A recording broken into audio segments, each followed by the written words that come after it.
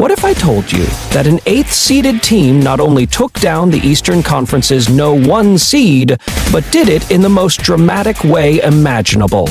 On May 16, 1999, the New York Knicks stunned the basketball world by edging the Miami Heat 78-77 in Game 5 of their first-round series. As the final seconds ticked away in a raucous Madison Square Garden, reserve guard Allen Houston caught an inbounds pass at midcourt and with only 0.8 seconds on the clock, unleashed a running one-handed floater.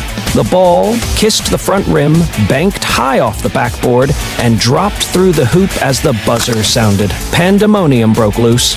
In that single instant, the Knicks became only the second 8th seed in NBA history to eliminate a top seed, and the first ever in the Eastern Conference.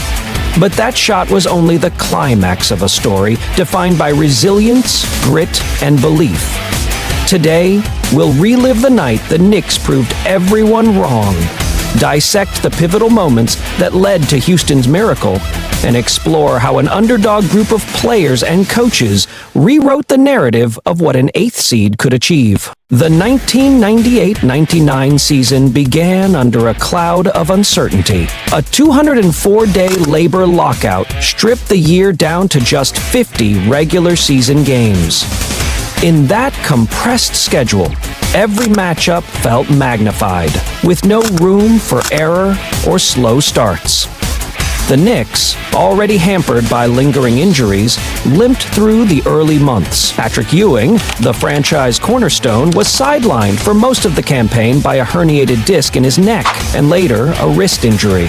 Larry Johnson battled knee soreness, while John Starks and Chris Childs missed time with various ailments. Yet, against all odds, coach Jeff Van Gundy managed to piece together a defensive identity that leaned on effort, communication, and toughness. Without relying on his star lineup alone, he integrated role players like John Wallace and Allen Houston, trusting that a collective mindset could overcome individual limitations.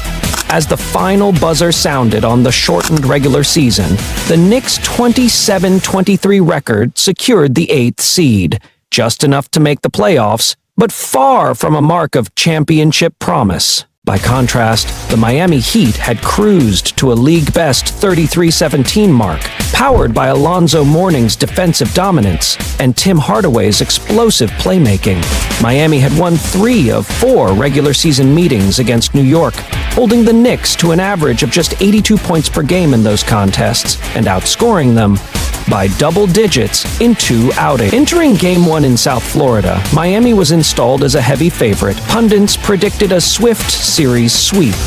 Instead, the Heat eked out a modest 88-83 victory, a margin far narrower than expected and a sign that New York's toughness could trouble even the NBA's elite. That narrow defeat planted a seed of doubt in Miami while stoking New York's confidence that they belonged on the same floor. Turning to Madison Square Garden for Game 2, the Knicks flipped the script. In front of a sold-out crowd, Ewing exploded for 24 points in just 3 quarters before aggravating his hand injury once more. With Alonzo Mourning on high alert, the Knicks relied on a balanced attack. Houston knocked down mid-range jumpers, Wallace delivered hustle plays on offense and defense, and the bench chipped in crucial minutes. The 8 quarters played. That is a major issue. When the final horn sounded, New York had eked out an 80-76 win, stunning Heat fans and evening the series. Suddenly, the notion of an 8th seed upset no longer seemed far-fetched. It felt like a real possibility. Game 3 intensified the intrigue. Houston erupted for 31 points, burying contested jumpers and torching the Heat's zone defense with silky floaters. Childs and Starks provided complementary scoring, and the Knicks' trademark hard-nosed defense held Miami to under 86 points. The 92-85 victory gave New York a 2-1 series lead and left Heat coaches scrambling for answers. Momentum had shifted and roles reversed. The underdogs were dictating the narrative. But Miami, stung and determined, struck back in Game 4. Mourning unleashed a 27-point performance backed by Tim Hardaway's savvy floor leadership. Miami's bench contributed 21 points, keyed by P.J. Brown's physicality on the boards. A late three-pointer by Hardaway gave the Heat a 4-point cushion, and they closed out a 96-89 win to force a decisive Game 5. That moment, series history seemed poised to resume its script. The top seed would dispatch the plucky challenger, and the Knicks would head home. Yet New York's roster was galvanized by what they had already accomplished. No one had ever rallied from a 2-2 tie to send the No. 1 seed packing. As the fourth quarter unfolded, defense tightened on both ends. The Heat led 76-75 with under 2 minutes to play, but the Knicks answered with a mid-range jumper from Houston. After trading stops, New York regained a 1-point advantage with less than 20 seconds left. Miami called timeout, drawing up its own plan to reclaim the lead. But 2 inbound attempts were disrupted by frantic Knicks rotations. Van Gundy called his own timeout with 4.5 seconds on the clock and diagram set. We want Houston on the ball. When play resumed, Chris Childs cradled the ball at midcourt, scanning the floor. With Heat defenders seizing the lane, Childs sprinted toward the sideline and launched a perfect outlet to Houston, who took 3 dribbles, dipped his shoulder past Keon Dooling, and rose to his left. The shot left his hand with a high arc, kissed the front rim, and then softly bounced off the backboard before trickling through with 0.8 seconds remaining. At that instant, the Garden exploded. Teammates leapt onto the court, fans screamed until their voices faded, and the improbable became reality. The Knicks had beaten the odds. In the moments that followed, television announcers struggled to articulate what they had just witnessed.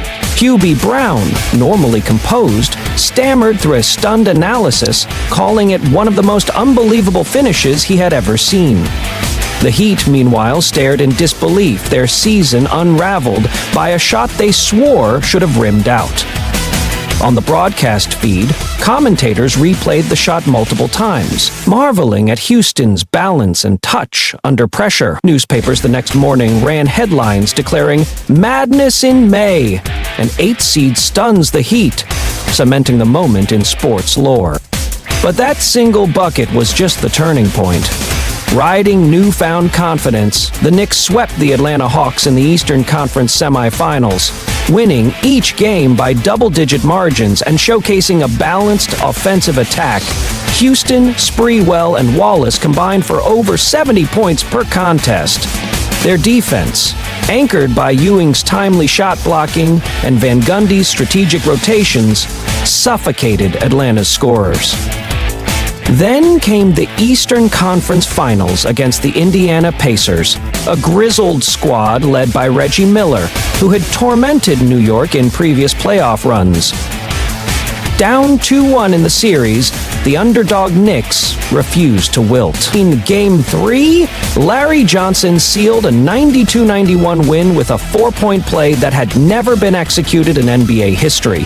Down by 3, Johnson absorbed a foul on a 3-point attempt, sank all 3 free throws, grabbed the offensive rebound, and was fouled again before converting the putback and free throw. That sequence flipped the series yet again. 2 games later, New York closed out the Pacers in 6 games, punching a Cinderella ticket to the NBA Finals and writing an unprecedented chapter as the only 8th seed ever to reach the finals. Their journey ultimately ended at the hands of the San Antonio Spurs, led by Tim Duncan. But the Knicks had already achieved something far greater than a championship. They had rewritten the rules of playoff basketball, proving that seedings and star power could be toppled by heart, strategy, and unbreakable belief. Allen Houston's shot wasn't just a circus act. It was the culmination of a season defined by perseverance and collective effort. Chris Childs' defense on the inbound plays, Van Gundy's timeout strategy, and each role player's willingness to sacrifice minutes and stats all contributed to that climactic moment. So, what lessons endure from that night? First, momentum can shift on a single play, but only if a team has laid the groundwork through preparation and trust. Second, underdogs become dangerous when they play without fear, embracing their identity rather than denying it. And finally, no matter how bleak the outlook, belief in a shared goal can elevate ordinary players to extraordinary feats. If you've ever doubted whether a team can overcome insurmountable odds, revisit the events of May 16, 1999. Watch Houston's shot from every angle, study the Knicks' defensive rotations, and absorb the electricity that crackled through the Garden. Then remember, in sports, as in life, the margins between triumph and defeat can be measured in fractions of a second, and sometimes in the unwavering belief that you belong. Thanks for joining this deep dive into one of the NBA's greatest upsets. If you enjoyed reliving that historic night, be sure to like, subscribe, and hit the notification bell, because next time we'll uncover another titanic clash where underdogs dared to dream big. And now, I'd love to hear from you. What's your favorite underdog story in sports? Drop it in the comments below, and maybe it'll be our next adventure together.